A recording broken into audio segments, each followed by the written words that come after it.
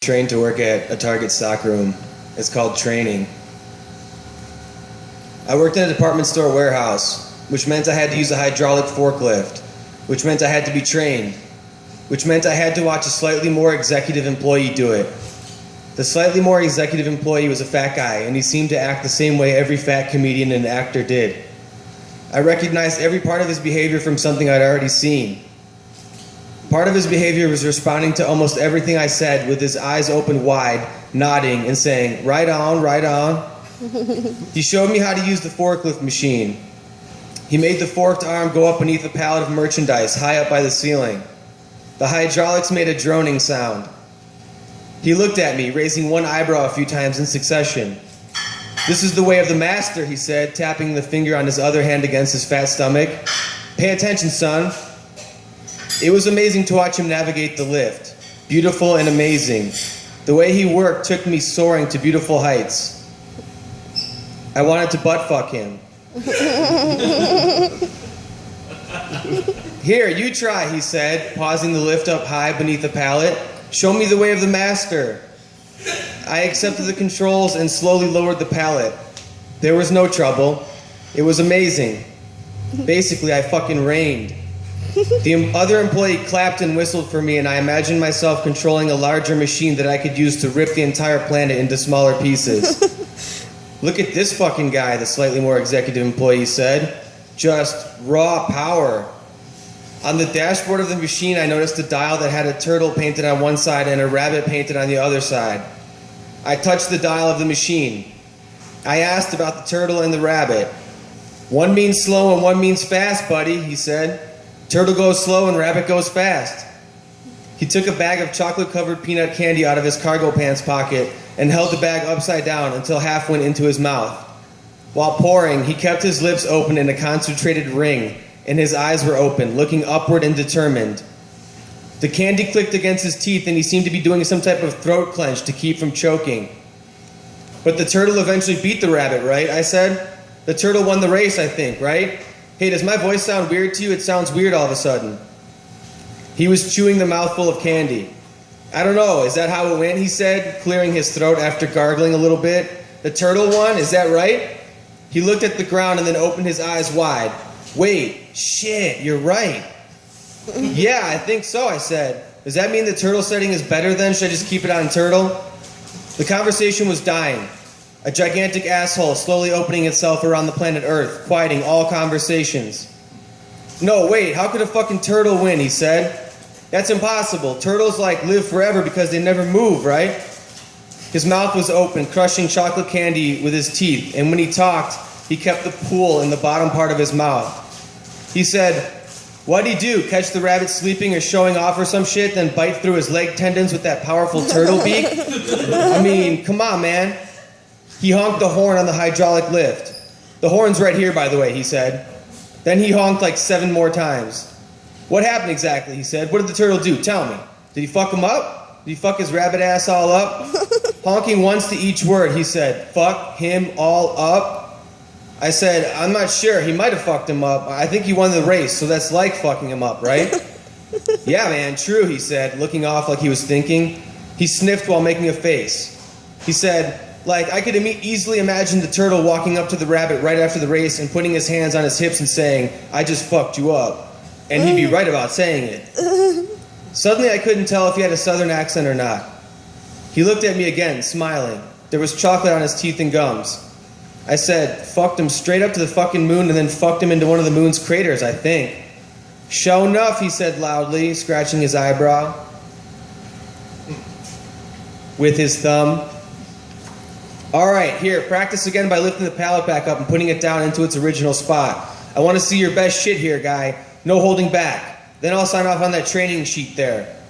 My training checklist was almost complete. I imagined myself rubbing my hands together and saying, "Soon I will be certified."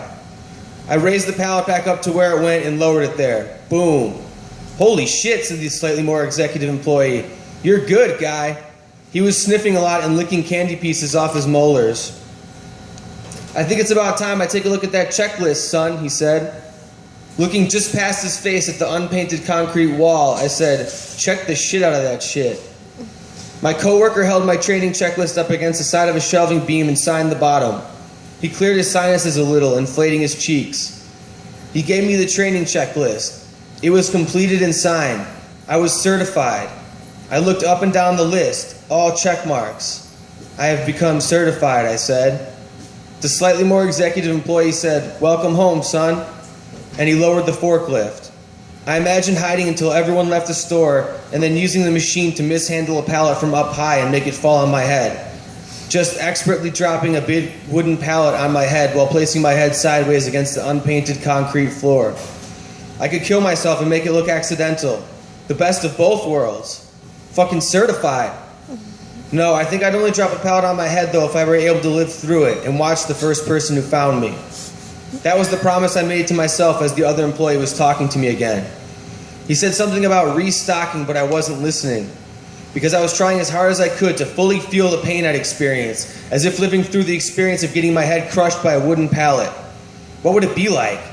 What if it felt exactly the same as like eating like a cracker with peanut butter on it? What if all experiences occurred from the same foundation of excitement and it just registered in different ways, but each attempt was an attempt at it all? I saw the sight of my head getting crushed and coming inside out, and it wasn't painful, it wasn't gross, but calming and quiet to see. I could appreciate it. I took the keys out of the hydraulic lift and returned them to my coworker. "Here you go, champ," I said. Then I went to pinch one of his nipples. He backed away. "Look out, champ," I said. He covered both his nipples with his hands, backing up a little. "Good God," he said, "calm down." I imagined his nipple between my top and bottom front teeth and then me ripping it off. Felt good. Calming and quiet to see, his holdout nipple bleeding into my mouth. "What do you think you're getting for lunch today, man?" he said, tucking in a part of his shirt that had come out during my attempt to pinch his nipples. There were purple stretch marks on his stomach. "Well," I said, "I suppose I'll be getting whatever the fuck I want." "Certified," he said, miming a pump shotgun motion and shooting it at me. "Booge," he said, then stepped back a little from the imaginary recoil. I touched my stomach with both hands, then held both hands up and looked at them and said, "Fucking certified." And we both laughed some fake laughing for each other.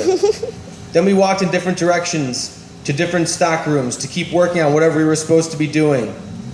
I thought about a wooden pallet dropping on my head, and how maybe it would be worse for the pallet to fall from only a few inches up rather than many, many feet, because then you would really feel it. Maybe. Maybe I hadn't felt anything ever. Maybe the turtle won the race because he didn't start, he just walked away. Fucking certified. After work, I went across the street to a Chinese takeout restaurant. It was called the Chinese Connection. Inside, it smelled like burnt oil.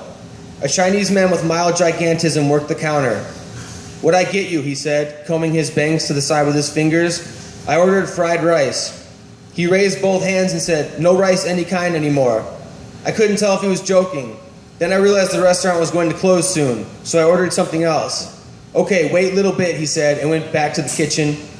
I stood at the counter and noticed a small fountain by the wall, where water dripped down from a top rung onto a lower one, then onto another lower one, and then somehow back up to the top, recycling.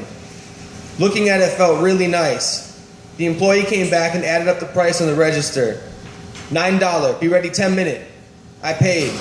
I said, "Where did you get this fountain? It's nice." My elbows were on the counter and I was on my toes, lifting myself up and down.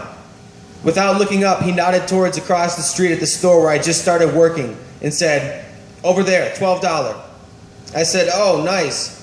I thought about telling him how I worked there, but then it didn't seem to be important. It went from immediately seeming important to definitely not. He walked back into the kitchen area. The fountain kept going. I watched, waiting for my order. It was so nice to watch and hear the fountain, a very tiny sound. I folded my arms on the counter and put my head down and started to laugh. I thought, nobody knows I'm here except me and the guy who took my order. Walking home with my food, I passed the grade school. There was a light still on in one of the rooms. I walked up to look. The room was empty. On the chalkboard, there were pictures of everyone in the class. Each picture was inside a construction paper balloon. I stood by the window looking in, but I couldn't read any of the names beneath the pictures. I tried to read the names, but I couldn't. I couldn't read any of the names. Woo! Sam Pink, everybody.